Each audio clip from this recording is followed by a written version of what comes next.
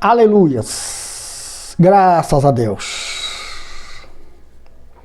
A justiça de Deus, queridos, no coração do homem, transporta o homem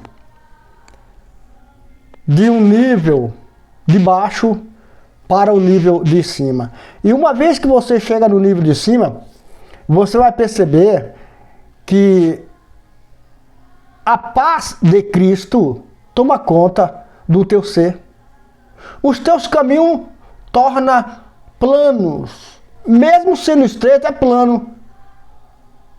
E às vezes não é estreito, porque você saiu daquela condição de possibilidade de pecado, de erro, de contradição. Porque Deus te elevou o pensamento, agora você está na direção de Deus, andando por cima, tudo se torna plano. Algum momento vai estreitar, mas não deixa de ser plano. Porque aquele que te conduz aplana o caminho. Amém? Nos acompanha nessa leitura aqui. Aleluias. Oh, graças a Deus. Aqui no livro de Isaías, capítulo 26, no verso 7. Diz assim: a vereda do justo é plana. Tu que és reto, tornas suave o caminho do justo. Amém, Jesus? Quando se fala em justo, irmão, logo se percebe que é aquele que prega a palavra. Via de regra, deveria ser isto. Mas não é só isto.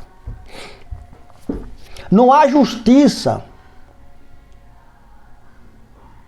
perfeita quando alguém faz algo, tão somente faz algo.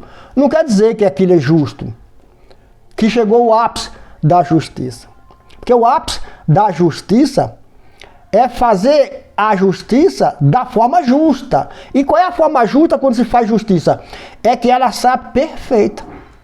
Daí é que entra o Senhor na exigência do manusear a palavra para que a justiça de Deus nesta palavra manifeste em quem ouve a majestade de Deus. É preciso o ouvinte observar que eu e todo homem de Deus que prega a palavra, observar que a vereda do justo é plana. Deus não dá nada duvidoso ao homem justo, porque ele é justo. O homem que é justo é um homem que faz a vontade de Deus. Glorifica a Deus no que faz, senão ele não pode ser justo. Ele não é justo só porque entregou a vida a Jesus. Não. Isso não dá o título de justo. O título de justo ele vai ter quando ele entrega os caminhos para Jesus e faz a vontade de Jesus. No propósito para o que ele foi levantado. Aí sim, ele é considerado no céu como justo. Daí porque o Espírito Santo está falando aqui no verso 7 que a vereda do justo é reto. Então, ele não tem que complicar as coisas. Já que Deus aplanou para ele, por que ele tem que criar tortuosidade para os demais? Não condiz. Que justiça é essa que para ele está tudo bom e para os outros não? Pega essa, irmão. Se Deus me deixou em paz, justificou a minha fé, por que eu não vou lutar pelos demais? E eu vou lutar segundo a justiça que está em mim, não segundo a justiça do de baixo, dos outros, ou a necessidade do que está ouvindo. Não, eu vou dar o sofrimento a quem está me ouvindo, segundo o que opera em mim. Porque o que operou em mim planeou os meus caminhos. Eu não posso dar um caminho tortuoso, duvidoso, enganoso. Um caminho que vai afastar quem está me ouvindo da graça desse que planou os meus caminhos. Tá compreendendo, irmão? Em nome de Jesus, eu tenho certeza que tá. Então, daí, porque o justo tem o dever de justificar a fé de quem está ouvindo a ele, dando a ele o devido conhecimento, para que ele tenha também esse caminho aplanado.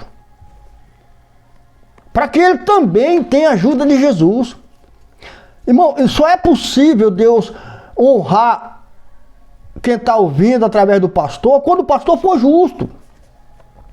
Para com Deus, não para com o irmão, para com Deus. O pastor só pode ser justo para o irmão pregando a verdade, mas se ele pregar a verdade, ele não só glorifica a Deus e mantém seus caminhos aplanados por Deus, como também ele dá a possibilidade a quem está ouvindo a ele de ter também os caminhos aplanados por aquele Senhor que aplanou dele. Isso é justiça. Ora, Deus eleva um homem para quê? Para que Deus liberta o homem? Para depois mandar ele para o mundo se sujar de novo? Isso não é de Deus não, irmão. A igreja terá uma grande surpresa. Principalmente a igreja que está na política. Principalmente a igreja que está na política. Terá uma grande surpresa naquele dia. Que eu não vou falar agora não. Deixa vocês brincar aí de políticos. Mas será que na política você está sendo justo com Jesus? Jesus aplanou o teu caminho na política, então você deve aplanar o caminho todo. Como é que você vai fazer isso? Me diz. Se você quer administrar a palavra como eu estou aqui, abrir um canal, mas você é muito rico, né, irmão? Você é muito estudioso, né? Você tem que estar pregando para milhões, não é para uma pessoa só.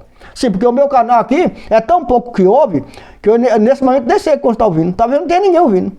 Mas vai ficar escrito no céu que foi falado. Vai ficar escrito no céu que foi falado. E o Espírito de Deus que atua aqui, é o mesmo que atua na África, no Sul, na Suíça. Ele vai pôr isso aqui como ordem, como parâmetro. Como a Bíblia fala que Melquisedeque foi um exemplo de vida. Abraão reconheceu a ordenança de Melquisedeque. Então, a gente tem que atentar para aquilo que o Espírito Santo está falando. Deus, ele aplana o caminho do justo. Porque Deus, ele é reto. E torna suave o caminho do justo. Não só aplana, mas torna suave. É isso que eu tenho que fazer com quem está me ouvindo. Pregar a verdade, sendo eu o exemplo. Se eu estou dando suavidade, eu tenho que ter. Se eu estou falando de justiça, eu tenho que viver. Se eu estou falando que Deus vai mudar a história, é porque Deus mudou a minha. E eu não estou falando isso do quesito financeiro. Eu estou falando do quesito espiritual. Porque quem vai mudar a tua vida é Jesus, não é o pregador. Então eu não tenho que trazer você para Deus te enriquecer. Eu tenho que trazer você para Deus te limpar. Aí Deus te enriquece. Amém, Jesus? Louvado seja Deus.